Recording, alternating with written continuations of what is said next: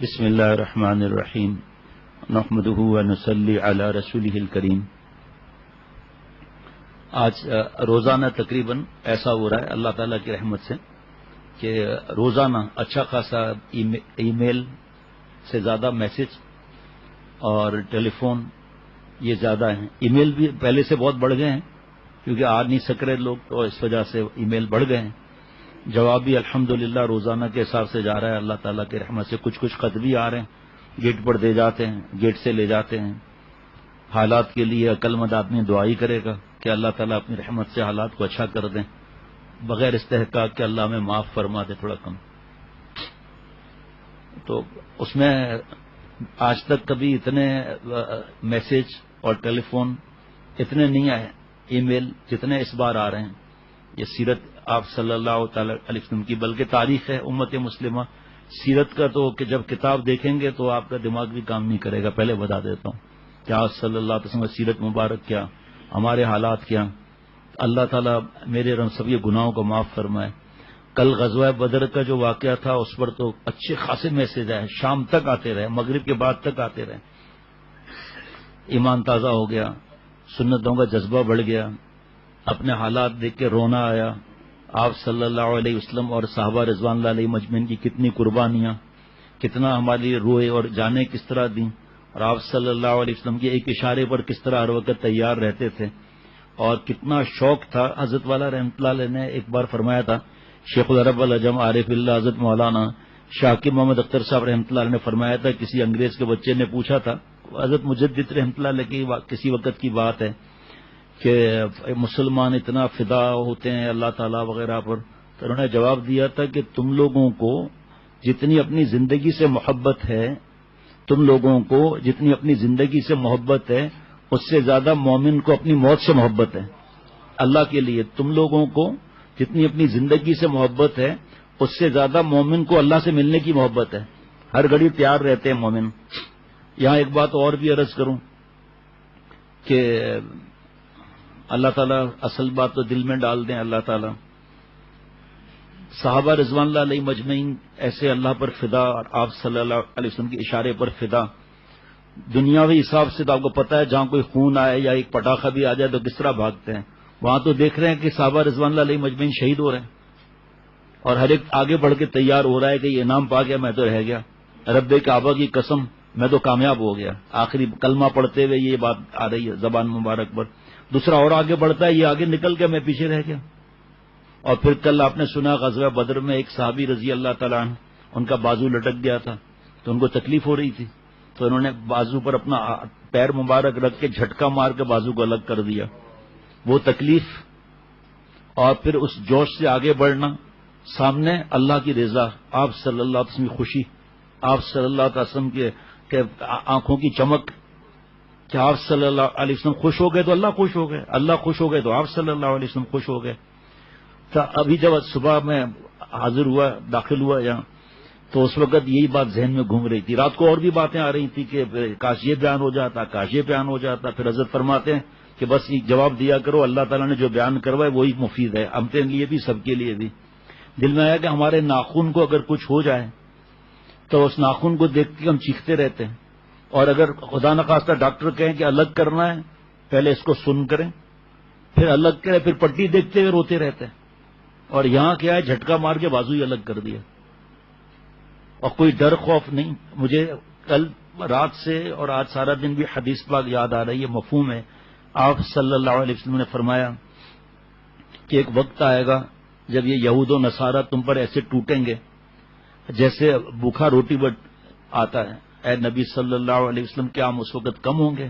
فرمایا نہیں، بہت زیادہ ہوں گے، ایسے جیسے نالے کے کنارے جھاگ۔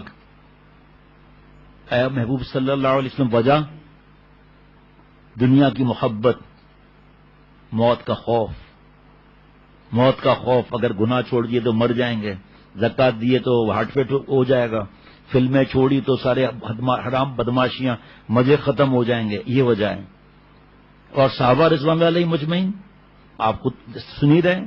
اور ایک خاص بات ذہن میں رکھنی ہے، ہر موقع پر آپ دیکھیں گے کہ ان یہودی زیادہ اور نصارہ بھی، لیکن یہودی زیادہ، یہ ذہن میں رکھنا ہے ہمیشہ کے لیے ایک پل آپ صلی اللہ علیہ وسلم کو سکون کا سانس نہیں لینے دیا. ابھی بھی لوگ جاتے ہیں نا مکہ شریف سے مدینہ شریف، تھک جاتے ہیں. اس وقت کس طرح ان ظالموں نے وہ راستے طے کر کے بار بار تنگ کرنے آتے تھے. اور یہ بھی ابھی جب بات ہوگی تو ذہن میں یہ رکھیے گا کہ آپ صلی اللہ علیہ وسلم نے معاہدہ کیا تھا جس پر آس پاس کے یہودوں نے سب نے دستخط کیے تھے. یاد ہوگا نا وہ معاہدہ جس میں آپ صلی اللہ علیہ وسلم کے پاس سب آئیں گے، ہم مدد کریں گے، کسی دشمن کو نہیں گھسنے دیں گے. ہر موقع پر بدعہدی، ہر موقع پر تکلیف پہنچانا، ہر موقع پر آپ صلی اللہ علیہ وسلم کو پریشان کرنا، اور سب آپس میں کہہ رہے ہیں حق یہی ایک ہماری چودراہٹ ختم ہو جائے گی بھائی. ہم کو لوگ جو پوچھتے ہیں کہاں پوچھیں گے.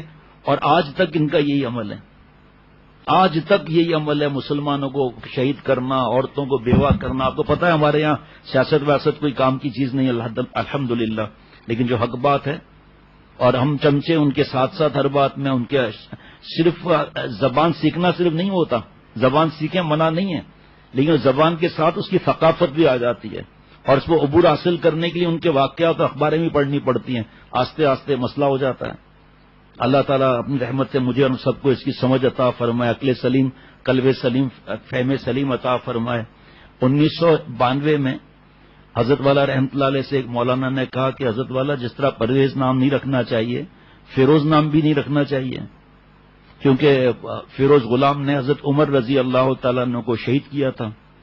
تو حضرت والا ہنسے اور فرمایا جلالین شریف لے آؤں. صفحہ نمبر لکھا ہوا ہے پرانی ڈائری میں 6 یا 8، وہ مجھے یاد نہیں، شروع کے ہی صفحات میں. ہمیں دیکھو کیا لکھا ہے. تو لکھا تھا حضرت فیروز دہلمی رضی اللہ تعالی عنہ، فیروز نام رکھ سکتے ہیں. تو کل یہ واقعہ سنانا تھا تو آج سنا دیتا ہوں، ہے جی. اس کے بعد پھر انشاءاللہ آگے بڑھتے ہیں. آپ صلی اللہ علیہ وسلم نے فرمایا کہ فیروز ایک مبارک گھرانے کا مبارک شخص ہے. یہ صحابی رضی اللہ تعالیٰ عنہ کے لیے جملہ ہے. آپ صلی اللہ علیہ وسلم آخری حج سے واپسی کے بعد شدید بیمار ہوئے اور پورے جزیرت العرب میں آپ کی بیماری کی خبر مشہور ہو گئی. تو یمن میں اسود انسی، یمامہ میں مسلمہ کذاب اور بلاد میں بنو اسد یہ اسلام سے مرتد ہو گئے، اور تینوں جھوٹوں نے اس بات کا دعویٰ کیا کہ وہ نبی ہیں. بالکل اسی طرح اپنی اپنی قوم کی طرف نعوذ باللہ رسول بنا کر بھیجے گئے ہیں، جس طرح حضور صلی اللہ علیہ وسلم کو قریش کی طرف نبی بنا کر بھیجا گیا، حالانکہ آپ صلی اللہ علیہ وسلم پورے دنیا کے لیے رحمت اللہ عالمین بنا کر بھیجے گئے. اسود انسی ایک جادوگر، کاہن، شرپسند، طاقتور شخص تھا. اس کے علاوہ نہایت فصیح اور بلیغ اور جادو بیان مقرر تھا. وہ اپنے تقریروں کے ذریعے لوگوں کو حیران کر دیتا. وہ اتنا چالاک تھا کہ اپنی بے بنیاد اور جھوٹی باتوں کے سہارے عوام کے جذبات سے کھیلنے اور خواص کو مال و دولت اور عزت اور مرتبے کی طلب پر ابھارنے کی پوری قدرت رکھتا تھا. وہ لوگوں کے اوپر اپنی ہیبت طاری کرنے کے لیے ہمیشہ ان کے سامنے نقاب پوش ہو کر نکلتا تھا.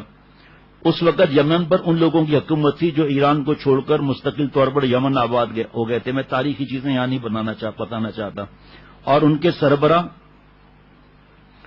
صحابی رسول صلی اللہ علیہ وسلم حضرت فیروز دہلمی رضی اللہ تعالیٰ عنہ تھے. یہ وہ لوگ تھے جو اپنے آبا و اجداد ان کے ایرانی تھے.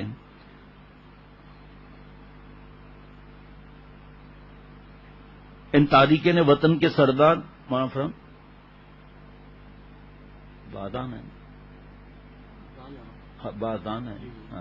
بادان ظہور اسلام کے وقت شاہ ایران کی طرف یمن کے حاکم تھے. جب رسول اللہ صلی اللہ علیہ وسلم کی سچائی اور ان کی دعوت کی برتری ان پر اپنے واضح ہو گئی تو انہوں نے ایران کے بادشاہ کی اطاعت کا پھندا اپنے گردن سے اتار پھینکا اور اپنے قوم سمیت اللہ کے دین میں داخل ہو گئے. اس کے بعد آپ صلی اللہ علیہ وسلم نے ان کے منصب کو برقرار رکھا، یہاں تک کہ اسود انسی کے جھوٹے دعوے نبوت سے کچھ عرصے قبل ان کا انتقال ہو گیا، جن کو آپ صلی اللہ علیہ وسلم نے رکھا تھا.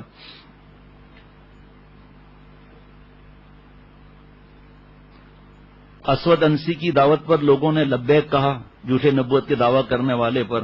اس نے صنعاء پر حملہ کیا اور اس کے حاکم شہر بن بادان کو قتل کر کے ان کی بیوہ آزاد سے شادی کر لی. یہ حضرت فیروز دہلمی رضی اللہ تعالیٰ عنہ چچا کی بیٹی تھی. زبردستی اس نے بدماشی کر لیا اور اس نے حملے کرنے شروع کیے. لوگ ہارتے چلے گئے. غیر معمولی عیاری تھی، اپنے ماننے والوں سے کہتا تھا کہ ایک فرشتہ اس کے پاس وحی لاتا اور اسے غیب کی خبریں بتلاتا ہے۔ اس جھوٹے اور بے بنیاد دعوے کو ثابت کرنے کے لیے اسود انسی نے اپنے جاسوسوں کی خدمات حاصل کر رکھی تھی اور چاروں طرف اس کا جال پھیلا دیا تھا۔ پوشیدہ باتوں کی ٹول لگائیں، ان کے مشکلات سے آگاہ کریں، ان کے دلوں میں پیدا ہونے والی تمنا اور امیدوں سے واقفیت حاصل کریں۔ وہ چپکے چپکے پہنچا دیتا تھا، پھر جب ان لوگوں سے باتیں کرتا تھا مختصر تو عقلیں دنگ رہ جاتی تھیں۔ اسود انسی کی دھوکے بازی مکاری یہاں تک بڑھ گئی کہ طاقت بہت زیادہ ہو گئی۔ اس کی دعوت جنگل کی آگ کی طرح لوگوں کے اندر بڑی تیزی سے پھیل گئی۔ جب رسول اللہ صلی اللہ علیہ وسلم کو اسود انسی کے ارتداد اور یمن پر حملے کی خبر ہوئی تو آپ صلی اللہ علیہ وسلم نے یمن میں اسلام کی سبقت کرنے والے ان 10 صحابہ رضوان اللہ علیہ مجمعین کو خط لکھے جن سے آپ صلی اللہ علیہ وسلم کو خیر و تعاون کی امید تھی۔ ان خطوط میں آپ صلی اللہ تعالی علیہ وسلم نے ایمان اور ہوشیاری کے ساتھ ان کو اس اندھے فتنے کا مقابلہ کرنے پر فرمایا، ہر صورت میں اسود انسی سے چھٹکارا حاصل کرنے کا حکم دیا۔ ایسے ہی نہیں ہے آپ صلی اللہ علیہ وسلم کے شان میں گستاخیاں کرنا یا جھوٹے نبوت کا دعویٰ کرنا۔ اور رسول اللہ صلی اللہ علیہ وسلم کا یہ پیغام جس کے پاس بھی پہنچا اس نے آپ صلی اللہ علیہ وسلم کی دعوت پر لبیک کہا اور فی الفور اسے نافذ کرنے کے لیے حرکت میں آ گیا۔ اس دعوت کو قبول کرنے میں سب سے پیش حضرت فیروز دہلوی رضی اللہ تعالیٰ عنہ تھے اور ان کے ساتھی تھے۔ ہم اس واقعے کو حضرت فیروز دہلوی رضی اللہ تعالیٰ عنہ کے ہی الفاظ سے سناتے ہیں۔ فرماتے ہیں میں نے اور ابنا میں سے میرے ساتھیوں نے نہ تو اسلام کی صداقت میں ایک لمحے کے لیے شک کیا، نہ کسی کے دل میں اللہ کی دشمنی اسود انسی کی تصدیق کا خیال پیدا ہوا، بلکہ ہم تیار ہو گئے۔ اس اپنی غیر متوقع اور زبردست کامیابیوں کی وجہ سے اسود انسی کے اندر غرور اور تکبر نے گھر کر لیا۔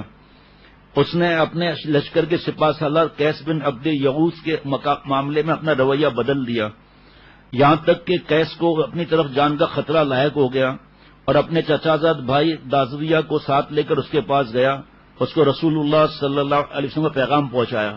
اس سے کہا قبل اس کے کہ وہ ہمارے اور آپ کے اوپر ہاتھ ڈال دے، تمہارے اوپر ہمیں اس کا کام تمام کرنا چاہیے، نعوذ باللہ۔ اس نے ہماری دعوت کو خوشی کے ساتھ قبول کر لیا اور ہمارے سامنے اپنے دل کی باتیں ظاہر کرتے ہوئے ایسا محسوس کیا جیسے ہم غیبی مدد کی شکل میں اس کے اوپر آسمان سے اترے ہیں۔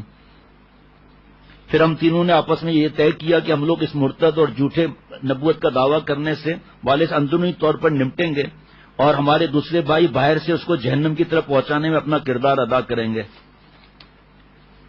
اور ہمارے درمیان یہ بات بھی طے ہوئی کہ ہم اس معاملے میں اپنی چچا زد بہن آزاد کا تعاون بھی حاصل کریں گے، جس سے اسود انسی نے اس کے شوہر شہر بن بادان کو قتل کر کے زبردستی شادی کر لی تھی۔ طے شدہ فیصلے کے مطابق میں نے اسود انسی کے محل میں جا کر اپنی چچا زد بہن سے ملاقات کی۔ پہلے تو ان سے باتیں کی نا کہ ہم آپ کے ہمدرد بن کر آئے ہیں، اس طرح کر کے اس سے کہا بہن تم جانتی ہو اس شخص نے ہمیں اور تم کو کیسی پریشانی اور تکلیف میں مبتلا کر رکھا ہے۔ اس نے تمہارے خاوند کو قتل کیا، تمہاری قوم کی عورتوں کو رسوا اور بے عزت کیا، تمہارے قوم کے بہت سے افراد کو موت کے گھاٹ اتارا اور ان کے ہاتھ سے حکومت چھین لی۔ یہ رسول اللہ صلی اللہ علیہ وسلم کا خط ہے جس میں آپ صلی اللہ علیہ وسلم نے تمام اہل یمن اور خصوصیت کے ساتھ ہم لوگوں کو اس فتنے کے خاتمے کا حکم دیا ہے، کیا تم اس میں ہماری ساتھ تعاون کر سکتی ہو؟ انہوں نے عرض کیا کہ میں کس چیز میں تمہارے ساتھ تعاون کروں؟ میں نے جواب دیا اس کے نکالنے میں۔ اس نے جواب دیا نہیں بلکہ اس کے قتل میں۔ میں نے کہا اللہ کی قسم میرا مقصد بھی یہی تھا، لیکن یہ بات تمہارے سامنے کہنے سے ڈر رہا تھا۔ قسم اس ذات کی جس نے محمد صلی اللہ علیہ وسلم کو بشیر اور نذیر بنا کر بھیجا ہے، میں ایک لمحے کے لیے بھی اپنے دین کی حقانیت اور اس کے صداقت کے متعلق شک و شبے میں مبتلا نہیں ہوئی ہوں، اور اللہ تعالیٰ نے ایسا کوئی آدمی پیدا نہیں کیا جو میرے نزدیک اس شیطان سے زیادہ قابل نفرت ہو۔ اللہ کی قسم جب سے میں نے اس کو دیکھا ہے اس کے بارے میں اس کے سوا کچھ نہیں جانتی کہ یہ ایک فاجر اور بدکار شخص ہے جو نہ کسی حق کی رعایت کرتا ہے نہ کسی گناہ کے کام سے باز رہتا ہے۔ میں نے پوچھا حضرت فیروز دہلوی رضی اللہ تعالیٰ عنہ نے ہمارے لیے اس کو قتل کرنے کی کیا صورت ہوتی ہے؟ عرض کیا چچا زاد بہن نے وہ نہایت محتاط ہے، اپنی حفاظت کے لیے اس نے سخت پہرے کا انتظام کر رکھا ہے، محل میں کوئی جگہ ایسی نہیں جس کو اس کے چوکیداروں نے اپنے گھیرے میں نہ لے رکھا ہو، البتہ اس دور والے کمرے کی جس میں کوئی نہیں رہتا نگرانی کا کوئی انتظام نہیں ہے۔ اس کی پشت پر ایک بیابان جنگل ہے تم رات کے اندھیرے میں اس کمرے میں چھلانگ لگاؤ، اس میں تم کو اسلحہ اور چراغ ملے گا، وہیں تم مجھے بھی اپنے انتظار میں پاؤ گے، پھر اس کمرے میں داخل ہو کر اس کو قتل کر دینا جس میں یہ سوتا ہے۔ میں نے اپنے خدشے کا اظہار کیا، لیکن اس محل کے کسی کمرے میں چھلانگ لگانا آسان نہیں ہے، ہو سکتا ہے ادھر سے کسی آدمی کا گزر ہو اور ہمیں دیکھ کر محافظوں کو آواز دے دے، پھر تو لینے کے دینے پڑ جائیں گے۔ بہن نے کہا تمہارا یہ اندیشہ غلط نہیں، لیکن اس سلسلے میں میری ایک رائے ہے۔ وہ کیا ہے؟ رائے دی، کل تم اپنے کچھ قابل اعتماد آدمیوں کو کاریگروں اور مزدوروں کی بھیس میں میرے پاس بھیج دینا، میں کوئی کام بتا دوں گی، ان سے کہہ کر اندرونی جانب سے کمرے کی دیوار میں کچھ سوراخ کروا دوں گی، اس طرح سوراخ کرنے کا کام بہت تھوڑا سا بچ جائے گا جس کو تم لوگ باہر سے معمولی کوشش کر کے مکمل کرو گے۔ میں نے کہا کہ اچھی تجویز ہے۔ اس کے بعد واپس جا کر اپنے دوستوں ساتھیوں کو ساری باتیں بتائیں جو میرے اور اس کے درمیان طے ہوئی تھیں۔ انہوں نے ان باتوں کو پسند کیا اور کامیابی کی دعا کی، اور ہم اسی وقت ان کی تیاری میں لگ گئے۔ ہم نے اپنے معاونین میں سے خاص مسلمانوں کو خفیہ لفظ بتایا، ان کو تیار رہنے کی تاکید کی، اور ہم نے اس کے لیے صبح کا وقت طے کیا۔ جب رات کی تاریکی پورے ماحول پر پھیل گئی تو وقت مقرر پر میں اپنے دونوں ساتھیوں سمیت چھلانگ لگانے کی جگہ پہنچ گیا۔ ہم اس دیوار کو مکمل کھود کر کمرے میں داخل ہو گئے اور چراغ روشن کر کے ہتھیار سنبھالا جو رکھ دیا تھا، اور اس اللہ کے دشمن کے خاص کمرے کی طرف چل پڑے۔ میری چچا کی بیٹی پہلے ہی سے اس کے دروازے پر کھڑی تھی، اس نے مجھے اشارہ کیا اور میں بے دھڑک اس میں داخل ہو گیا۔ وہ گہری نیند میں خراٹے لے رہا تھا۔ میں نے تلوار کی دھار اس کے گردن پر رکھ کر زور لگایا۔ پہلے تو وہ بیل کی طرح ڈاکرا آیا، پھر ذبح شدہ اونٹ کی طرح تڑپا۔ محافظوں نے اس کی آواز سنی تو یہ کہتے ہوئے اس کی بستر کی طرف دوڑے، کمرے کی طرف، یہ کیسی آواز ہے؟ میری چچا کی بیٹی ان کو واپس بھیجتے ہوئے کہا، کچھ نہیں، اللہ کے نبی پر وہی نازل ہو رہی ہے، تم لوگ اپنی جگہوں پر واپس جاؤ۔ اس کے بعد ہم لوگ محل کے اندر ہی رہے۔ جب صبح طلوع ہوئی تو میں نے ایک دیوار پر چڑھ کر اذان دینا شروع کر دی، اللہ اکبر اللہ اکبر، اذان دینا شروع کر دی، اور پھر اس کے اذان کے بعد ہمارا خفیہ جملہ تھا، وہ زور سے اعلان کیا، وَأَشْهَدُ أَنَّ الْأَسْوَدَ الْعَنْسِيَّ كَذَّابٌ، یہی خفیہ لفظ تھا۔ اس کو سنتے ہی مسلمان ہر طرف سے محل کی طرف بڑھے اور محافظ اذان کی آواز سن کر اس کی طرف لپکے اور دونوں فریق آپس میں ٹکرا گئے۔ پھر میں نے اسود انسی کا سر دیوار سے نیچے پھینک مارا، جس کو دیکھ کر اس کے حامی کمزور پڑ گئے، ان کی ہمتیں ٹوٹ گئیں، اور مسلمانوں نے نعرہ تکبیر کے ساتھ دشمنوں پر ایک زوردار حملہ کر دیا، اور طلوع آفتاب سے پہلے ہی سارا معاملہ نپٹ گیا۔ دن ہوا تو ہم نے رسول اللہ صلی اللہ علیہ وسلم کی خدمت میں اللہ کے دشمن کی قتل کی خوشخبری پر مشتمل ایک خط بھیجا۔ جب قاصد یہ بشارت لے کر مدینہ پہنچا تو معلوم ہوا کہ آج رات کو آپ صلی اللہ علیہ وسلم نے پردہ فرما لیا۔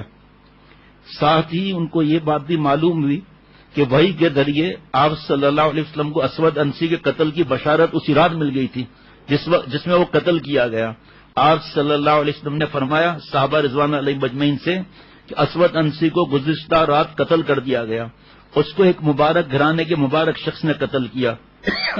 جب آپ صلی اللہ علیہ وسلم سے دریافت کیا گیا کہ اے اللہ کے رسول صلی اللہ علیہ وسلم وہ کون شخص ہے، تو آپ صلی اللہ علیہ وسلم نے فرمایا فیروز، پھر فرمایا فاز فیروز، فیروز کامیاب ہو گیا۔ اب یہ بات کتنے عرصے سے حضرت والا سے سنی ہوئی تھی، کتنے عرصے سے، وہ پرانی ڈائری میں نکلا۔ جب یہ میں نے کہا اس میں بھی اس نے نہ کر دیا مولانا نے پرانے پرچے، میں نے کہا یہ تو پرچے آ جائیں گے، اس میں بات اب مختصر لکھی ہوئی ہے۔ حضرت مولانا یوسف لدھیانوی صاحب شہید رحمۃ اللہ علیہ کتاب ہے ماہ نبوت، جو ہے وہ ماہ اور سال بسال، تو میں نے کہا وہ تو مختصر ہے، مجھے پتا ہے۔ پھر میں نے ایسا کہا لاؤ دیکھوں تو صحیح، تو اس میں حضرت سے تاریخ نہیں لکھی ہوئی، لیکن واقعہ میں نے پورا مولانا زاہد محمود سے پوچھوا کر پھر بیان کر رہا ہوں۔ مسند عمر ہرمازی کی روایت ہے کہ حضرت عمر بن خطاب رضی اللہ تعالیٰ عنہ نے فیروز دہلمی رضی اللہ تعالیٰ عنہ کو خط لکھا جس کا مضمون یہ ہے کہ جو ہی میرا خط پہنچے فوراً میرے پاس آ جاؤ۔ چنانچہ فیروز رضی اللہ عنہ حضرت عمر رضی اللہ عنہ کی خدمت میں حاضر ہوئے اور اجازت طلب کی۔ حضرت عمر رضی اللہ عنہ نے اجازت دی، لیکن اندر داخل ہونے میں قریش کے ایک نوجوان نے مزاحمت کر دی۔ فیروز رضی اللہ عنہ نے ہاتھ اٹھا کر ایک تماچا دے مارا۔ قریشی حضرت عمر رضی اللہ تعالیٰ عنہ کے پاس خون آلود ناک لیے ہوئے داخل ہوا ایک یہ تھوڑا جملہ آپ نے کم لکھا ہے اس میں بھائی، اس میں تو کم جملہ لکھا ہے، بہرحال مجھے یاد تھا میں نے کہہ دیا۔ قریشی حضرت عمر رضی اللہ عنہ کے پاس خون آلود ناک لیے داخل ہوا۔ حضرت عمر رضی اللہ عنہ نے پوچھا یہ کس نے کیا؟ جواب دیا فیروز دیلمی نے، اور وہ دروازے پر کھڑے ہیں۔ حضرت عمر رضی اللہ عنہ نے فیروز رضی اللہ عنہ کو داخل ہونے کی اجازت دی، وہ اندر داخل ہوئے۔ حضرت عمر رضی اللہ عنہ نے پوچھا اے فیروز یہ کیا معاملہ ہے؟ جواب دیا امیر المومنین آپ نے مجھے داخل ہونے کی اجازت دی اور اسے اجازت نہ دی، وہ میری اجازت سے قبل داخل ہونا چاہتا تھا تو پھر مجھ سے وہی ہوا جس کی آپ کو خبر ہوئی، اقرار کر لیا کہ میں نے مارا ہے۔ حضرت عمر رضی اللہ عنہ نے فرمایا تم سے قصاص لیا جائے گا، یہ ہے ہمارا دین۔ اس سے پہلے ایک واقعہ اور ہے، وہ پتہ نہیں کب کسی اور جگہ واقعہ ہے، وہ بھی عجیب و غریب واقعہ ہے۔ تو وہ ایک مسلمان تھا، اس نے جو ہے وہ اٹھا کے ٹکرایا اس سے، عمرہ کر رہا تھا تو اس کا پیر آ گیا، وہ بہت بڑا تھا، مالدار آدمی تھا، پیر آ گیا تو اس کی لنگی کھل گئی طواف میں ہی، تو اس نے مارا خوب ان کو۔ حضرت عمر رضی اللہ تعالیٰ کے پاس واقعہ آیا، حضرت عمر رضی اللہ تعالیٰ نے فرمایا بدلہ لینا پڑے گا، تمہیں بھی اسی طرح مارے گا یہ۔ بہت کوشش کی، فرمایا نہیں، کہا پر مجھے رات کو مہلت دے دیں، آپ سوچ لوں، میں کہا سوچ لوں، بھاگ گیا جا کے یہودیوں سے مل گیا جا کر۔ فیروز رضی اللہ عنہ بولے کیا اس کے سوا کوئی چارہ کر ہے؟ فرمایا اس کے سوا کوئی چارہ کر نہیں۔ فیروز رضی اللہ عنہ گھٹنوں کے بل بیٹھ گئے اور نوجوان قصاص لینے کے لیے کھڑا ہو گیا۔ حضرت عمر رضی اللہ عنہ نے لڑکے سے کہا اے نوجوان ذرا ٹھہرو تاکہ میں تمہیں ایک حدیث سناؤں جو میں نے رسول اللہ صلی اللہ علیہ وسلم سے سنی ہے۔ چنانچہ آپ صلی اللہ علیہ وسلم نے ایک صبح فرمایا آج رات اسود انسی کذاب قتل کر دیا گیا ہے، اسے بندہ صالح فیروز دیلمینی نے قتل کیا ہے۔ اے نوجوان یہ سن لینے کے بعد بھی تم اس شخص سے قصاص لینے کے لیے آمادہ ہو؟ نوجوان بولا میں نے یہ سننے کے بعد اسے معاف کر دیا۔ حضرت فیروز رضی اللہ عنہ نے حضرت عمر رضی اللہ عنہ سے کہا اس کے بعد میں اپنے سنی افیل سے باہر نکل گیا؟ فرمایا جی ہاں۔ فیروز رضی اللہ عنہ نے کہا کہ میں آپ کو گواہ بناتا ہوں کہ میری تلوار، گھوڑا اور میرے مال میں سے 30,000 اس نوجوان کو لیے حبہ ہدیہ ہے۔ پھر بولے اے قریشی تو نے معاف کر کے اجر و ثواب حاصل کیا اور مال لیتا گیا۔ ایک دوسرے پر کس طرح فدا۔ غزوہ بدر میں فتح ہوئی اور لشکر جو ہے وہ بہت خوشیوں کے ساتھ نعرے تکبیر لگاتا ہوا مدینہ شریف کی طرف روانہ ہوا۔ غزوہ بدر خوشی کے ساتھ غم کے ملاپ کا ایک عجیب منظر دکھاتا ہے۔ ایک طرف قاصد فتح کی بشارت لے کر مدینہ میں داخل ہو رہا ہے اور دوسری طرف رسول اللہ صلی اللہ علیہ وسلم کی صاحبزادی حضرت رقیہ رضی اللہ تعالیٰ عنہ دنیا سے رخصت ہو رہی تھی۔ وہ کئی دن سے شدید بیمار تھیں۔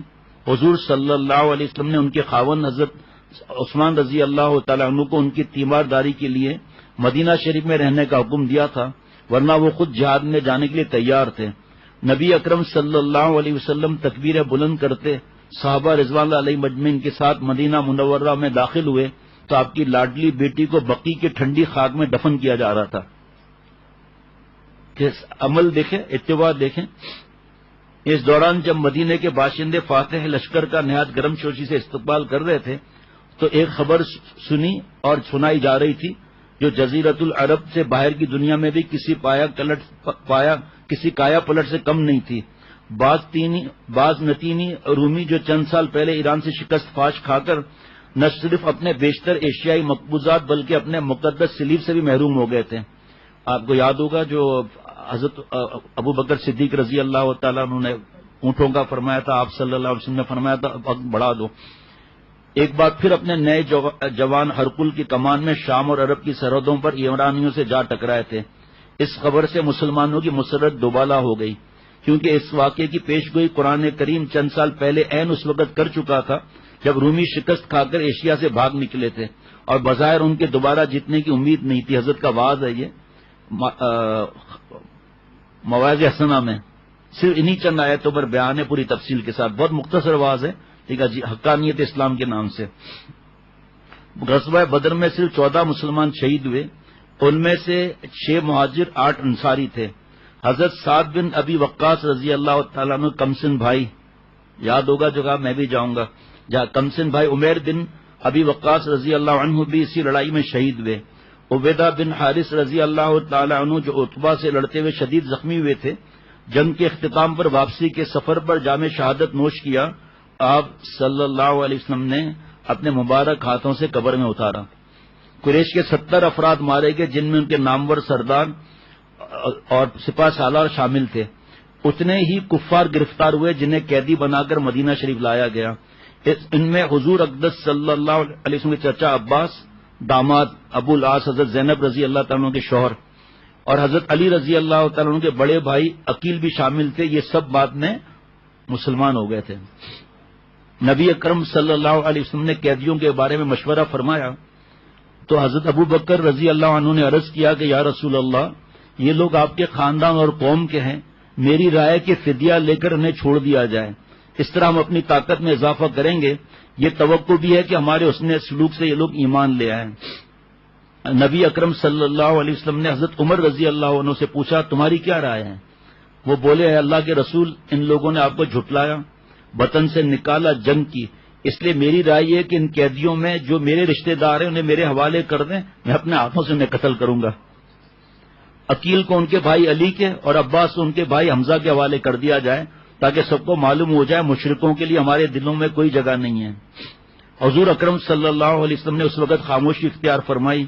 کچھ دیر کے بعد حکم دیا کہ قیدیوں کو فدیہ لے کر چھوڑ دیا جائے۔ آپ صلی اللہ علیہ وسلم نے سب قیدی 2-2 4-4 کر کے صحابہ میں بانٹ دیے فدیے کے لیے تاکہ ان کو فدیہ مل جائے، اور تاکید فرمائی ان کے آرام کا خیال رکھنا۔ چنانچہ ایسا بھی ہوا کہ کسی صحابی کے گھر میں کھانا کم پڑ گیا تو کھانا اپنے قیدی کو کھلا دیا اور خود کھجوروں پر گزارا کیا۔ حضرت مصعب بن عمیر رضی اللہ عنہ کے بھائی ابو عزیز بھی قیدیوں میں تھے۔ وہ کہتے ہیں مجھے جن انصاریوں کے سپرد کیا گیا تھا، جب وہ کھانا لاتے تو میرے سامنے روٹی رکھ دیتے اور خود صرف کھجوروں پر اکتفا کرتے تھے۔ قیدیوں کے رشتہ دار فدیے کی رقم لے کر آتے رہے اور انہیں آزاد کرا کر لے جاتے رہے۔ جو قیدی غریب تھے اور فدیہ ادا کرنے کے قابل نہ تھے، ان سے بھی وسعت کا سلوک کیا گیا۔ ان میں سے کچھ لوگ لکھنا پڑھنا جانتے تھے تو ان سے کہا گیا کہ مدینہ شریف کے 10-10 بچوں کو لکھنا پڑھانا سکھا دیں تو انہیں چھوڑ دیا جائے گا۔ حضور صلی اللہ علیہ وسلم کے داماد ابو العاص بھی گرفتار ہوئے تھے۔ قانون سب کے لیے ایک تھا، ان سے بھی فدیہ مانگا گیا مگر ان کے گھر میں دینے کے لیے کچھ نہ تھا۔ مجبور ہو کر ان کی اہلیہ حضرت آپ صلی اللہ علیہ وسلم کی بیٹیا حضرت زینب رضی اللہ تعالی عنہا نے مکہ سے اپنا ہار آپ صلی اللہ علیہ وسلم کی خدمت میں بھیج دیا۔ بیٹی کا ہار دیکھ کر شفیق باپ کی آنکھوں میں آنسو آ گئے، خصوصاً اس لیے کہ یہ حضرت خدیجہ رضی اللہ تعالی کا ہار تھا جو انہوں نے اپنی بیٹی کو رخصتی کے وقت ہدیہ کیا تھا۔ آپ صلی اللہ علیہ وسلم اپنی بیٹی کے ساتھ نرمی کا برتاؤ رکھنا چاہتے تھے اور آپ کسی شش و پن کے بغیر بھی ایسا کر سکتے تھے، مگر احتیاط کا یہ عالم تھا کہ آپ نے اس بارے میں بھی صحابہ رضوان اللہ علیہ مجمعین سے مشورہ کیا اور فرمایا کہ اگر مناسب سمجھو تو یہ ہار واپس کر دو۔ ابو العاص کو چھوڑ دو اگر مناسب سمجھو۔ صحابہ رضوان اللہ علیہ مجمعین آپ کی ایک مسکراہٹ کے لیے گھر بار لٹانے کو تیار تھے، انہوں نے بخوشی بات مان لی۔ حضور صلی اللہ علیہ وسلم نے ابو العاص کو چھوڑ دیا مگر ان سے وعدہ لیا کہ وہ مکہ پہنچتے ہی حضرت زینب رضی اللہ عنہا کو مدینہ شریف بھیج دیں۔ آپ آگے دیکھتے رہیں گے کس کس موقع پر کیا کیا احکام نازل ہوئے ہیں، اس لیے فوراً دماغ میں کوئی سن رہا ہو فوراً دماغ میں کوئی بات نہ لائے۔ اس لیے ضروری تھا کہ نبی صلی اللہ علیہ وسلم کی بیٹی کا دیار کفر میں اس لیے ضروری وہ وہاں رہتی تھی، اسلامی شان کے خلاف تھا، اور شاید اس لیے بھی کہ حضور اکرم صلی اللہ علیہ وسلم کو حضرت رقیہ رضی اللہ تعالیٰ عنہ کی کمی شدت سے محسوس ہو رہی تھی جن کے چند دن قبل وفات ہوئی تھی۔ ابو العاص نے اپنا وعدہ پورا کیا، مکے میں جاتے ہی بیوی کو اپنے بھائی کنانہ بن ربیع کے ساتھ مدینہ بھیج دیا۔ یہ سب تو ہوا مگر اللہ تعالیٰ کی طرف سے سورہ انفال کی آیت میں اس طرح فدیہ لے کر چھوڑنے پر تنبیہ آئی، گویا وہی حضرت عمر رضی اللہ عنہ کی رائے کے مطابق تھی۔ مفتی نعیم صاحب سے 3-4 دن پہلے بات ہو رہی تھی تو انہوں نے بھی 1-2 باتیں فرمائی تھی کہ حضرت عمر رضی اللہ تعالیٰ عنہ نے جب عرض کیا تو اس حساب سے وہی بھی آئی۔ غزوہ بدر کے موقع پر ماہ رمضان کے آخری ایام میں صدقہ فطر واجب ہوا۔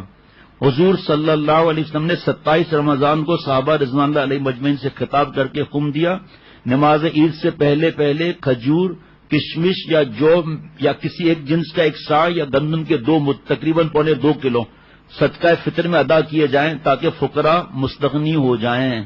پیارے شیخ العرب والعجم عارف باللہ حضرت مولانا شاہ محمد اختر صاحب رحمۃ اللہ علیہ فرماتے تھے کہ اگر زکوٰۃ لوگ صحیح دیں، عشر وقت پر دیں، زکوٰۃ وقت پر دیں، صدقہ وغیرہ بھی دیں تو پھر اللہ تعالیٰ کی رحمت سے کیا بعید ہے کہ حالات کیا ہو جائیں۔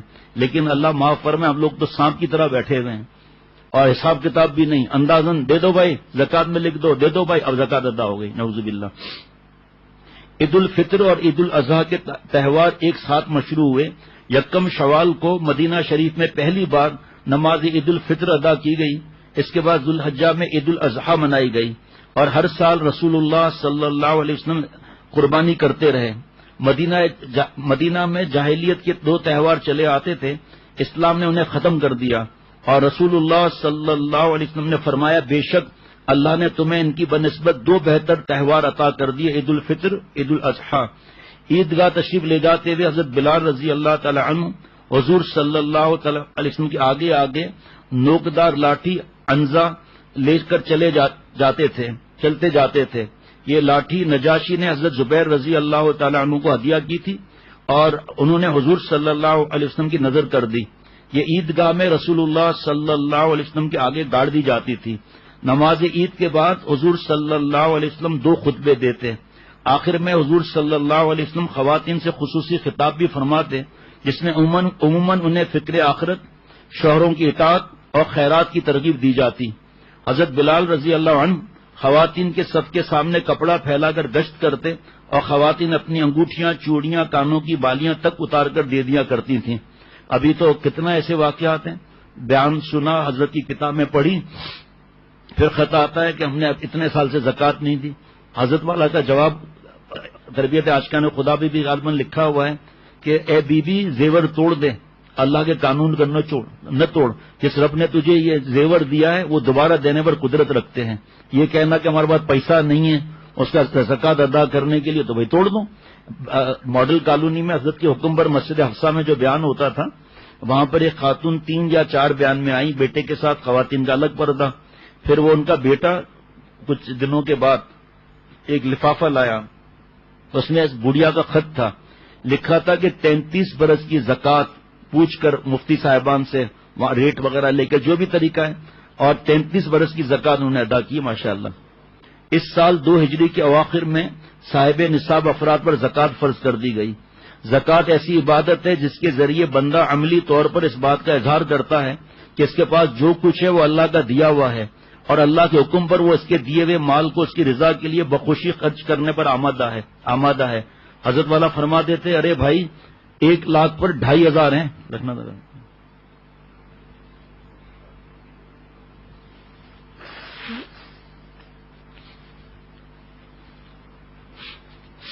2500 پر روتے ہوں اور 97,500 جو باقی ہیں اس پر نظر نہیں پڑتی۔ تو یہ اللہ تعالیٰ کو خوشی کے لیے حیات المسلمین میں چند احادیث مبارکہ لکھی ہیں زکوٰۃ نہ دینے کے بارے میں وعید ہیں، جس میں ایک یہ بھی ہے، مفہوم عرض کرتا ہوں کہ جو سونا چاندی ہوتے ہوئے زکوٰۃ نہیں دیتا تو اس کی تختیاں بنائی جائیں گی اور گرم کر کے داغی جائیں گی پیشانی پر، کندھوں پر، وہ ٹھنڈی ہو جائیں گی پھر گرم کر کے داغی جائیں گی۔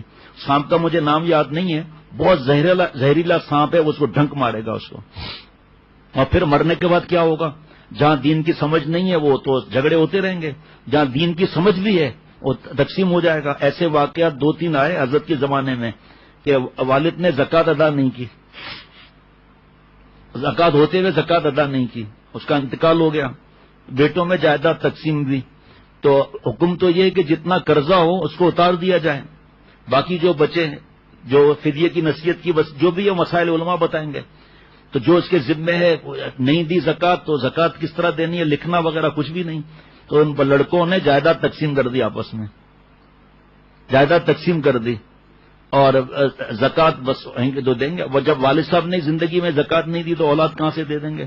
وہ بھی تقسیم کر لی آپس میں کہ یہ زکوٰۃ تم دیا کرو گے۔ اور عجیب بات ایک بتاؤں اس موقع کی، یہ اس سے تو مناسبت نہیں ہے لیکن بہت ضروری بات ہے۔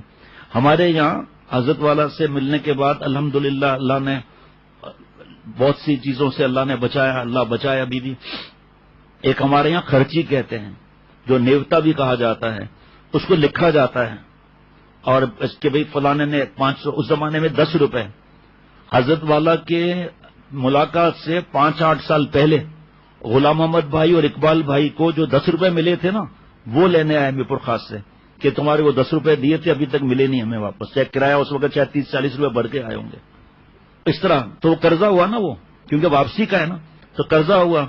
اور بغیر شرعی عذر قرضہ لینا اور قرضہ ادا نہ کرنا، کیونکہ جب شادی ہوگی جب دیا جائے گا نا، اس کا تو انتقال ہو گیا. تو انہوں نے وہ خرچی جو ہے نا، یہ تو ہمارے علاقے کی بات ہے، وہ جو خرچی ہے واپس میں تقسیم کر دی کہ یہ دینا ہے یا نہیں کی وہ مجھے یاد نہیں. والد صاحب کے انتقال کے بعد ان کے شادی ہوئی، وہ آئے گا بھائی یہ 500 روپے یا 800 روپے، یہ 5-6 رقم آپ کی ہمیں ملی نہیں، ہمارے یہاں شادی ہوئی. تو بدتمیز کہتا ہے کہ تم نے دیا کس کو تھا یہ خرچی؟ ہمارے یہاں خرچی بولتے ہیں. تو کہ تمہارے والد صاحب کو دی تھی، مجھے تو نہیں دی تھی نا. کبھی شادی تو بھائی سوال یہ ہے کہ آپ نے مجھے دی تھی؟ نہیں. ایسا بدتمیز کہتا ہے جاؤ قبرستان جا کر لے لو. ہم سمجھتے ہیں بس بیانات کر لیے باقی سب چھٹی، کوئی ایسی بات ہی نہیں ہے. باقی ایک ایک سانس اللہ تعالیٰ پر فدا کرنا، وہ سب اس میں سنت بھی آ جائے گی، شریعت کی اتباع بھی آ جائے گی. مال کی محبت طبعی طور پر انسان میں موجود ہے، مگر جب یہ بڑھ جائے تو پھر یہی بوجھ بن جاتی ہے. زکوٰۃ اس زہریلے مادے کی اخراج کا بہترین ذریعہ ہے. زکوٰۃ کے ذریعے معاشرے کے پریشان حال اور ضرورت مند لوگوں کی امداد ہوتی ہے. محتاج اور بے کس افراد اپنے پیروں پر کھڑے ہو جاتے ہیں. وہی جب دیا جائے تو والی بات ہے نا. زکوٰۃ معاشرے میں دولت کے پھیلاؤ کو روک کر اسے نچلے طبقات تک پھیلا دیتی ہے. اور ابھی کیا ہے، امیر امیر تر، غریب غریب تر. اللہ ہم سب کی حفاظت فرمائے. ابھی جو ہے وہ کل یا پرسوں میں نے عرض کیا تھا کہ کسی کے حالات کیا ہیں، کسی کے کیا حالات ہیں، اور جس کو دیکھو راشن پہنچاؤ راشن پہنچاؤ. میں نے کہا بھائی ہمارے کو یہ پریشان مت کریں، آپ راشن پہنچاؤ راشن پہنچاؤ. ابھی ایسے ایسے واقعات ہیں کہ راشن گھر میں موجود ہے، دوائی کے پیسے نہیں. ابھی 1 یا 2 گھر تھے یا 3 یا 2 مجھے یاد نہیں، ان کا راشن کا مسئلہ تھا. اللہ تعالیٰ نے پہلے ہی دیتے آ رہے ہیں، لیکن ابھی تھوڑا زیادہ تھا تو اللہ نے توفیق عطا فرمائی. ان کو آئے ہی نہیں لینے کے لیے. ان کو پیغام بھیجا کہ بھائی آپ تو کہہ رہے تھے راشن کی پریشانی ہے، راشن رکھو، آئے ہی نہیں. کہا کہ وہ کرائے کے پیسے نہیں ہیں. اب ہمارے پاس رکھے کھانے کے، ان کو دے دیں ہم کھانے کے، جس نے جس مد میں دیا ہے. لیکن ہم جب دوپہر کو بیٹھا تھا، میں کھانے پر ہم بیٹھے تھے تو مفتی نعیم صاحب کو یہ باتیں بتا رہا تھا. تو مفتی نعیم صاحب نے فرمایا کہ یہ بالا کوٹ کا زلزلہ آیا تھا، اس وقت جو بھی حالات ہوئے، جیسے بھی ہوئے، لوٹ مار بھی ہوئی، اور اس دن مفتی صاحب فرما رہے تھے کہ چوڑیاں پہنی ہوئی تھیں، ان ظالموں نے بازو کاٹ کے چوڑیاں اتاری ہیں. ایسے ایسے حالات، ظالموں کو رحم نہیں آیا، رحم نہیں آیا. اچھا، اور ایسے موقع پر جی وہ یہ پہنچاؤ وہ پہنچاؤ، لیکن جس کام سے اللہ تعالیٰ خوش ہوں اور آپ صلی اللہ علیہ وسلم خوش ہو، ہے دین کا کام. اور لائنیں لگی ہوئی ہیں، پتہ نہیں کتنی بڑی بڑی لائنیں لگی ہوئی ہیں، پیشاور کھڑے ہوئے ہیں، دھکے آ رہے ہیں، اور رش وہاں رش لگا ہوا ہے، کوئی مسئلہ نہیں.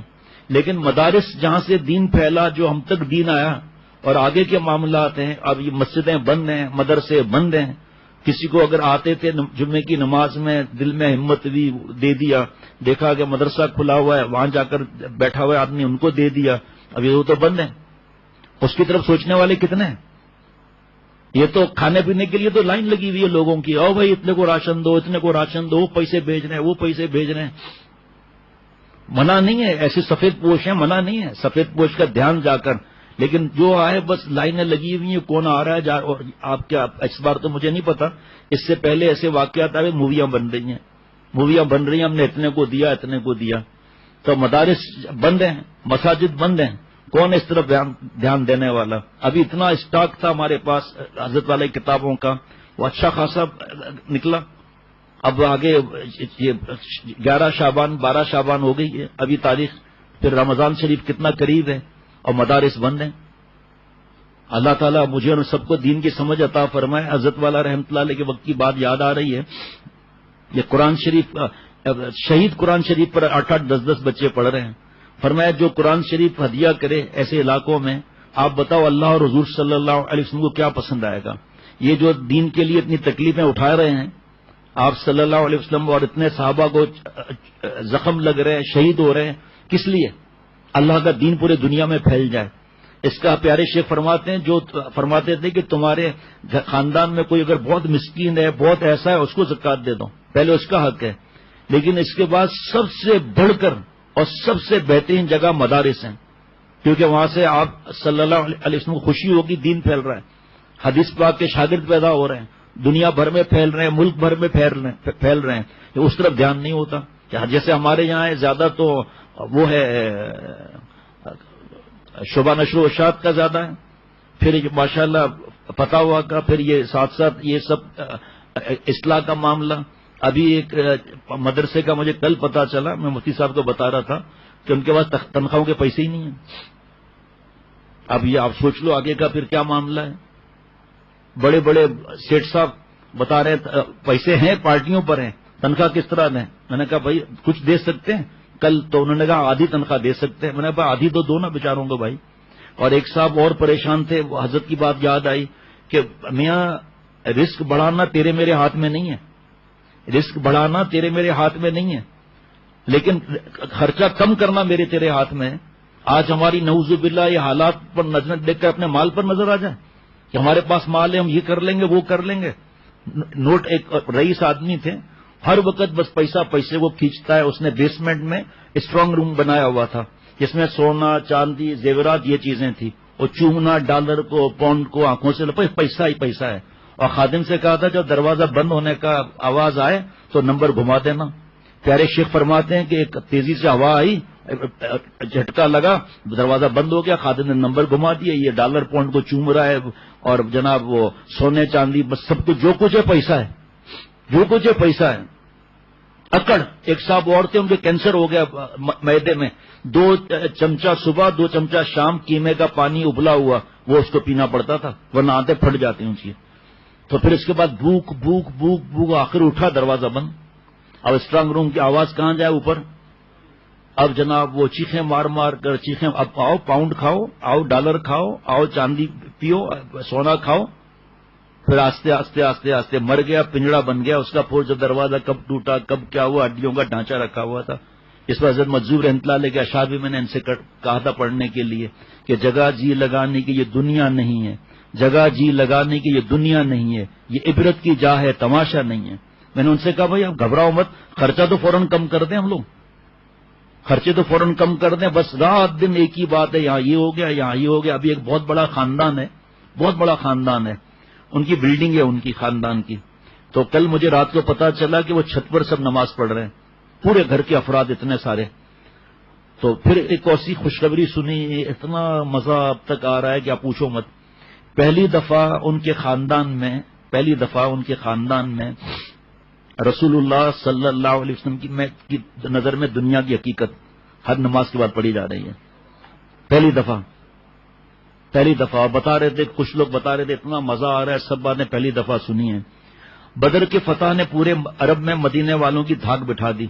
اس فتح سے ثابت کر دیا تھا کہ دین اسلام اپنے قدم جما چکا ہے اور یہ اپنا دفاع بھی کر سکتے ہیں، اپنے مخالفین کو منہ توڑ جواب بھی دے سکتے ہیں۔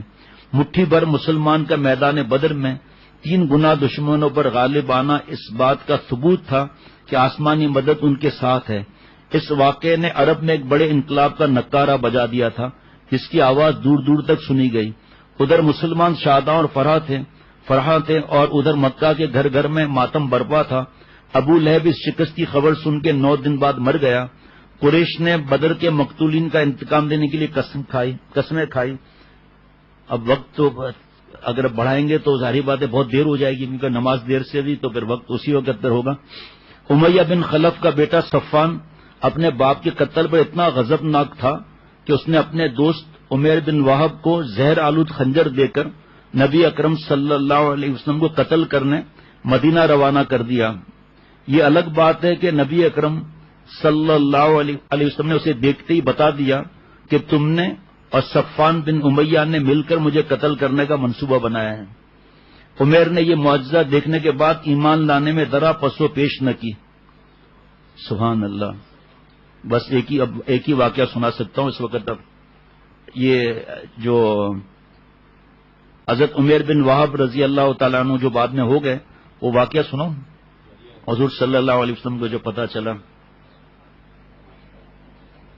بس یہی ایک واقعہ سنا دیتا ہوں، اور دو صحابہ رضوان اللہ علیہ مجمعین کے واقعات جو ہمارے حافظ ڈاکٹر شفقت بھائی کہہ رہے تھے کہ یہ تو تاریخ ہے، لیکن جب اسوہ حضور اکرم صلی اللہ علیہ وسلم اور سیرت نبی صلی اللہ علیہ وسلم جب شروع ہو تو اس وقت کیا حال ہوگا؟ تو میں نے بتایا مولانا سہیل میاں نے مجھے دو واقعات بھی دیے، وہ میں نے انشاءاللہ تعالی حضرت عمر بن خطاب رضی اللہ تعالیٰ عنہ نے فرمایا مجھے عمیر بن وہب اپنے بعض بیٹوں سے بھی زیادہ محبوب ہو گئے۔ عمیر بن وہب جنگ بدر سے خود اپنی جان بچا کر صحیح سلامت واپس آ گیا، مگر اپنے پیچھے اپنے لڑکے کو مدینے میں چھوڑ آیا جو مسلمانوں کے ہاتھوں گرفتار ہو گیا تھا۔ اسے یہ اندیشہ تھا کہ مسلمان باپ کے جرائم کے بدلے میں بیٹے سے پوچھ گچھ کریں گے اور انہیں اذیتوں اور تکلیفوں کے بدلے میں اسے دردناک سزا دیں گے۔ ساتھ ساتھ میں حضرت والا کی باتیں بھی بتا دے گیا تھا کل کہ حضرت نے فرمایا یہ بھی دھیان رکھتے رہنا ان واقعات میں سب میں کہ آپ صلی اللہ علیہ وسلم کتنا شفیق، کتنے مہربان، اور آگے ہے واقعہ کہ کس طرح معاف کرتے رہے، کس طرح معاف کرتے رہے، لیکن اے ظالم کس طرح آ گئے۔ یہود نے معاہدے پر دستخط کی تھی نا، پھر یہ کس طرح پھرے ہیں یہ لوگ، اور کس طرح انہوں نے ظلم کیا، وہ ظاہر بات ہے کل جو وہ رسول اللہ صلی اللہ علیہ وسلم کو اسلام کی دعوت سے باز رکھنے ان کے صحابہ رضوان اللہ تعالی علیہ مجمعین کو اس سے پھیرنے کے لیے دیا کرتا تھا۔ ایک روز عمیر چاشت کے وقت بیت اللہ شریف کا طواف کرنے اور وہاں رکھے ہوئے بتوں سے اپنے گمان کے مطابق برکت حاصل کرنے کی نیت سے خانہ کعبہ میں داخل ہوا۔ وہاں صفوان بن امیہ حتیم کے پاس، امیہ کا بیٹا جو غصے میں تھا بدلہ لینے کے لیے، کعبے سے شمال کی جانب ایک جگہ بیٹھا ہوا نظر آیا۔ وہ اس کی طرف بڑھ گئے اور اس کے پاس آ کر کہنے لگے آقا قریش صبح بخیر۔ صفوان نے جواب دیتے ہوئے کہا ابو وہب صبح بخیر، آؤ بیٹھ کر کچھ باتیں کریں، باتوں میں اس وقت اچھا کٹ جائے گا۔ عمیر صفوان کے برابر بیٹھ گیا اور دونوں کے درمیان جنگ بدر اور اس میں نازل ہونے والی مصیبتوں کا ذکر چھڑ گیا۔ وہ اپنے قیدیوں کو شمار کر رہے تھے جو محمد صلی اللہ علیہ وسلم اور ان کے صحابہ رضوان علیہ مجمعین کے ہاتھوں گرفتار ہو گئے۔ صفوان نے ٹھنڈی سانس لیتے ہوئے کہا اللہ کی قسم ان لوگوں کے بغیر اب زندگی میں کوئی لطف باقی نہیں رہا۔ عمیر نے تائید میں کہا اللہ کی قسم تم بالکل صحیح کہہ رہے ہو۔ پھر کچھ دیر خاموش رہنے کے بعد بولا رب کعبہ کی قسم اگر میرے ذمے وہ قرض نہ ہوتے جن کی ادائیگی کا میرے پاس کوئی بندوبست نہیں ہے، اور میرے اہل و عیال نہ ہوتے جن کے اپنے بعد ہلاک ہونے کا مجھے شدید اندیشہ لاحق ہے، تو میں یثرب یعنی مدینہ کا شریف کا پرانا نام جا کر محمد صلی اللہ علیہ وسلم کا خاتمہ کر دیتا اور اس فتنے کو ختم کر دیتا۔ حضرت عمر رضی اللہ تعالیٰ عنہ جو ہمارے لیے پریشانی کا سبب ہوا، نعوذ باللہ من ذالک۔ پھر وہ سرگوشی کے انداز میں بولا مسلمانوں کے یہاں میرے لڑکے وہاب کی موجودگی کے سبب میرا وہاں جانا ان کے لیے کسی تشویش یا شبہ کا باعث بھی نہیں ہوگا۔ صفوان نے عمیر کی اس بات کو غنیمت سمجھا، وہ نہیں چاہتا تھا کہ ہاتھ آیا ہوا یہ بہترین موقع ضائع ہو، اس لیے عمیر کو خطاب کرتے ہوئے بولا عمیر تم اپنا سارا قرض میرے اوپر چھوڑ دو، چاہے وہ جتنا بھی ہو میں اسے تمہاری طرف سے ادا کر دوں گا، اور تمہارے اہل و عیال کو اپنے اہل و عیال میں شامل کر کے زندگی بھر ان کی پوری کفالت کرتا رہوں گا۔ میرے پاس جو دولت ہے وہ ان سب کے گزر بسر کے لیے کافی ہے، وہ اس سے خوشحالی اور فراخی کے ساتھ زندگی گزار سکتے ہیں۔ عمیر نے صفوان کو رازداری کی تاکید کرتے ہوئے کہا ہماری اس آپس کی گفتگو کا اپنے تک ہی محدود رکھنا، دوسرے کو آگاہ بھی نہ کرنا۔ صفوان نے کہا میں تمہارے لیے اس کا ذمہ لیتا ہوں۔ عمیر مسجد سے اٹھ کر باہر آیا، اس کے دل میں رسول اللہ صلی اللہ علیہ وسلم کے خلاف بغض اور کینے کی آگ بھڑک رہی تھی۔ وہ اپنے ناپاک منصوبے کی تکمیل کے لیے ضروری انتظامات میں مشغول ہو گیا، کسی کو بھی نہیں بتایا، کسی کو شبہ بھی نہ ہو۔ عمیر نے اپنی تلوار کی دھار تیز کرنے اور اس کو زہر میں بجھانے کا حکم دیا۔ پھر اس نے اپنے سواری کی اونٹنی طلب کی، وہ تیار ہو کر اس کے سامنے لائی گئی اور زہر لگا ہوا تلوار پر۔ اپنے دل میں بغض اور دشمنی اور شر فساد کے ناپاک جذبات لیے مدینے کی سمت چل پڑا۔ عمیر مدینے پہنچا اور اس نے رسول اللہ صلی اللہ علیہ وسلم کو قتل کرنے کے ارادے سے مسجد کا رخ کیا، نعوذ باللہ من ذالک۔ جب وہ مسجد کے دروازے کے پاس پہنچا تو اس نے اپنی اونٹنی کو بٹھایا اور اس سے نیچے اتر آیا۔ اس وقت حضرت عمر بن خطاب رضی اللہ تعالیٰ عنہ چند صحابہ رضوان علیہ مجمعین کے ساتھ مسجد کے دروازے کے قریب ہی بیٹھے ہوئے آپس میں جنگ بدر اور اس میں قتل ہونے والے قریشیوں اور ان کے قیدیوں کا تذکرہ کر رہے تھے۔ وہ مہاجرین اور انصار کے کارناموں کو یاد تازہ کر رہے تھے، اللہ تعالیٰ کے احسان کو یاد کر رہے تھے، اور جس رب نے دشمنوں کی ذلت آمیز شکست کی شکل میں ان پر عذاب نازل فرمایا۔ اچانک حضرت عمر رضی اللہ تعالیٰ عنہ کی توجہ بدلی اور ان کی نظر عمیر بن وہب پر پڑی، جو اپنے سواری سے اتر کر تلوار لٹکائے مسجد کی طرف جا رہا تھا۔ یہ منظر دیکھ کر گھبرا اٹھے اور یہ کہتے ہوئے بھاگے، یہ کتا اللہ کا دشمن عمیر بن وہب ہے، اللہ کی قسم یہ کسی برے ارادے سے آیا ہے، اللہ کی قسم یہ کسی برے ارادے سے آیا ہے۔ یہی مکہ میں مشرکین کو ہمارے خلاف بھڑکاتا تھا اور جنگ بدر سے پہلے ہمارے خلاف جاسوسی کیا کرتا تھا۔ پھر انہوں نے اپنے ساتھ بیٹھے ہوئے لوگوں سے فرمایا، تم لوگ فوراً رسول اللہ صلی اللہ علیہ وسلم کے پاس پہنچ جاؤ اور آپ صلی اللہ علیہ وسلم کو چاروں طرف سے گھیرے میں لے لو اور ہوشیار رہنا کہ یہ خبیث مکار کوئی دھوکہ نہ کر دے۔ پھر وہ خود لپکے حضور صلی اللہ علیہ وسلم کی خدمت میں پہنچے۔ کیا کل غزوہ بدر کی بات پر جو دوستوں نے رات میسج بھیجے، وہ تصور میں جو واقعات آ رہے تھے نا، یہ بھی کیسا ماشاءاللہ۔ اے اللہ کے رسول صلی اللہ علیہ وسلم، یہ اللہ کا دشمن عمیر جو تلوار سے مسلح ہو کر آیا ہے، مجھے یقین ہے یہ ضرور کسی برے ارادے سے آیا ہے۔ رسول اللہ صلی اللہ علیہ وسلم نے ان کی یہ باتیں سن کر فرمایا، ایسے میرے پاس لے آؤ۔ حضرت عمر رضی اللہ تعالیٰ عنہ نے عمیر کے پاس پہنچے اور اس کو گریبان سے پکڑ لیا، پھر اس کی گردن کو تلوار کے تسمے میں پھنسا کر رسول اللہ صلی اللہ علیہ وسلم کے پاس لائے۔ حضور صلی اللہ علیہ وسلم نے اس کو اس حال میں دیکھا تو فرمایا، عمیر قریب ہو جاؤ۔ پھر آپ صلی اللہ علیہ وسلم نے عمیر کی طرف متوجہ ہوتے ہوئے اسے اور قریب آنے کا اشارہ کیا۔ اس نے آپ صلی اللہ علیہ وسلم کے نزدیک جا کر جاہلیت کے طریقے سے سلام کیا۔ آپ صلی اللہ علیہ وسلم نے فرمایا کہ اے عمیر، اللہ تعالیٰ نے ہم کو تمہارے سلام سے بہتر سلام سے نوازا ہے، اللہ تعالیٰ نے ہم کو اس سلام سے نوازا ہے جو اہل جنت کا طریقہ سلام ہے۔ عمر نے کہا، واللہ آپ ہمارے طریقہ آداب سے زیادہ دور نہیں، ابھی کچھ دن پہلے آپ کے سلام کرنے کا بھی یہی طریقہ تھا۔ آپ صلی اللہ علیہ وسلم نے دریافت فرمایا، اے عمیر تم یہاں کس غرض سے آئے ہو؟ عمیر نے بہانہ بنایا اور کہا، اس قیدی کی رہائی کی امید لے کر آیا ہوں جو آپ کے قبضے میں ہے، آپ اس کو رہا کر کے میرے اوپر احسان کیجیے۔ آپ صلی اللہ علیہ وسلم نے اس کے دل کا چور پکڑتے فرمایا، پھر تمہارے گردن میں یہ تلوار کیسی لٹک رہی ہے؟ اس نے ایک اور پردہ ڈالنا چاہا، اللہ ان تلواروں کا برا کرے، کیا جنگ بدر کے روز یہ ہمارے کسی کام آ سکیں؟ آپ صلی اللہ علیہ وسلم کو اس کی بات پر اعتبار نہیں کیا اور فرمایا، اے عمیر سچ سچ بتاؤ تمہارے آنے کا مقصد کیا ہے؟ اس نے ایک بار پھر سفید جھوٹ بولا، میں واقعی صرف اسی کام سے آیا ہوں۔ رسول اللہ صلی اللہ علیہ وسلم نے اس کی سازش کا راز فاش کر دیا، فرمایا کہ نہیں، صحیح بات یہ کہ تم اور صفوان بن امیہ حجر اسود کے پاس بیٹھے تھے اور تم نے قریش کے ان مقتولین کا ذکر کیا جو بدر کے گھڑے میں ڈال دیے گئے تھے۔ پھر تم نے کہا کہ اگر میرے اوپر قرض کا بوجھ اور اہل و عیال کی کفالت کی ذمہ داری نہ ہوتی تو میں یثرب میں جا کر محمد صلی اللہ علیہ وسلم کا کام تمام کر دیتا، نعوذ باللہ من ذالک۔ تو صفوان نے اس شرط پر کہ تم مجھے قتل کر دو گے، تمہارے قرضوں کی ادائیگی اور تمہارے اہل و عیال کی کفالت کی ذمہ داری اپنے سر لے لی، لیکن یاد رکھو تمہارے اور تمہارے ناپاک ارادے کے درمیان اللہ تعالیٰ حائل ہے۔ یہ سن کر تھوڑی دیر کے لیے عمیر بن وہب بالکل ہکا بکا رہ گیا، پھر بول اٹھا، میں گواہی دیتا ہوں کہ واقعی آپ اللہ کے رسول ہیں صلی اللہ علیہ وسلم۔ یا رسول اللہ، ہم آپ کے بیان کردہ آسمانی خبروں اور آپ کے اوپر نازل شدہ وحی کو نہیں مانتے تھے، لیکن میرے اور صفوان کے مابین طے شدہ اس منصب کو میرے اور اس کے علاوہ کوئی نہیں جانتا تھا۔ اللہ کی قسم اب مجھے اس بات کا یقین ہو گیا کہ ہمارے خفیہ منصوبے کی خبر اللہ تعالیٰ نے آپ کو دی ہے۔ اللہ کا شکر ہے کہ وہ مجھے یہاں کھینچ لایا تاکہ مجھے دولت ایمان سے سرفراز فرمائے۔ پھر وہ کلمہ شہادت پڑھتے ہوئے دائرہ اسلام میں داخل ہو گئے۔ تب رسول اللہ صلی اللہ علیہ وسلم نے صحابہ رضوان اللہ علیہ مجمعین سے فرمایا، اپنے بھائی کو دین سکھاؤ، اسے قرآن کی تعلیم دو، اس کے قیدی کو آزاد کر دو۔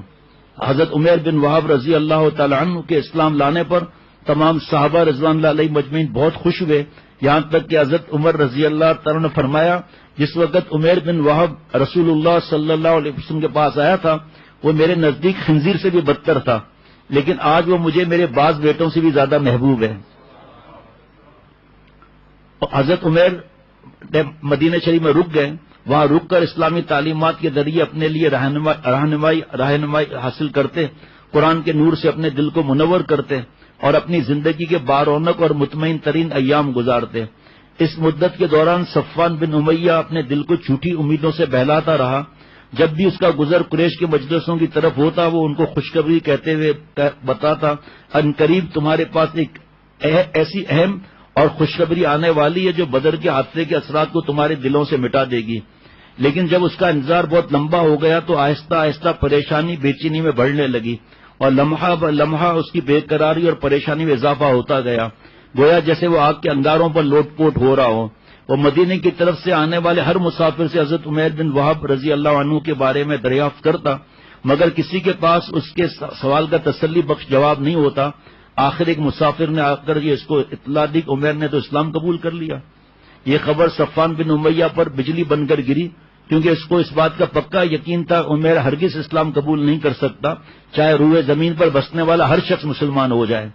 ادھر حضرت عمیر رضی اللہ تعالیٰ عنہ برابر اپنے دین کا علم حاصل کرتے رہے، جب تک ممکن ہو سکا اپنے رب کے کلام کو حفظ کرتے رہے. پھر ایک روز رسول اللہ صلی اللہ علیہ وسلم کی خدمت میں حاضر ہو کر عرض کیا کہ اے اللہ کے رسول صلی اللہ علیہ وسلم، ماضی میں ایک طویل مدت تک میں خدا کے نور کو بجھانے کی کوشش میں لگا رہا اور دین اسلام کو قبول کرنے والوں کو سخت قسم کی تکلیفیں دیتا رہا. جو بھی اسلام قبول کرتا میں اسے ہر طرح کی تکلیفیں پہنچاتا. اب میں چاہتا ہوں کہ آپ صلی اللہ علیہ وسلم مجھے مکہ مکرمہ جانے کی اجازت مرحمت فرمائیں تاکہ وہاں جا کر میں قریش کو اللہ اور اس کے رسول پر ایمان لانے کی دعوت دوں. اگر وہ میری دعوت قبول کر لیں گے تو یہ ان کے حق میں بہتر ہوگا، لیکن اگر انہوں نے میری اس دعوت کو قبول کرنے سے انکار کیا تو میں ان کو بھی بت پرستی اور انکار اسلام کے جرم میں ویسے ہی تکلیفیں دوں گا جیسے اصحاب رسول صلی اللہ علیہ وسلم کو اسلام قبول کرنے پر دیا کرتا تھا. آپ صلی اللہ علیہ وسلم نے اجازت دی اور اجازت پا کر مکہ شریف آئے اور صفوان بن امیہ کے گھر آ کر ان سے کہنے لگے، اے صفوان، تمہارا شمار مکہ معظمہ کے بڑے اور قریش کی عقل و دانش والے لوگوں میں ہوتا ہے. کیا واقعی تم یہ سمجھتے ہو ان پتھروں کی عبادت اور ان کے لیے قربانی کرنے کا جو طریقہ تم لوگوں نے اختیار کیا ہے وہ عقل کی روح سے زندگی گزارنے کا صحیح طریقہ ہے؟ میں تو درست نہیں سمجھتا. اس بات کی گواہی دیتا ہوں کہ اللہ کے سوا حقیقت میں کوئی معبود نہیں اور محمد صلی اللہ علیہ وسلم اللہ کے رسول ہیں. پھر حضرت عمیر بن وہب رضی اللہ تعالیٰ عنہ مکہ مکرمہ میں دعوت اللہ کے کام میں لگ گئے اور بڑی تعداد میں لوگ ان کے ہاتھ پر مشرف با اسلام ہوئے. اللہ تعالیٰ حضرت عمیر رضی اللہ تعالیٰ عنہ کو بہترین اجر سے نوازے اور ان کی قبر کو نور سے بھر دے. ربنا تقبل منا انک انت السمیع العلیم. اللہ تعالیٰ اپنی رحمت سے مجھے اور ہم سب کو عمل والا بنا دے.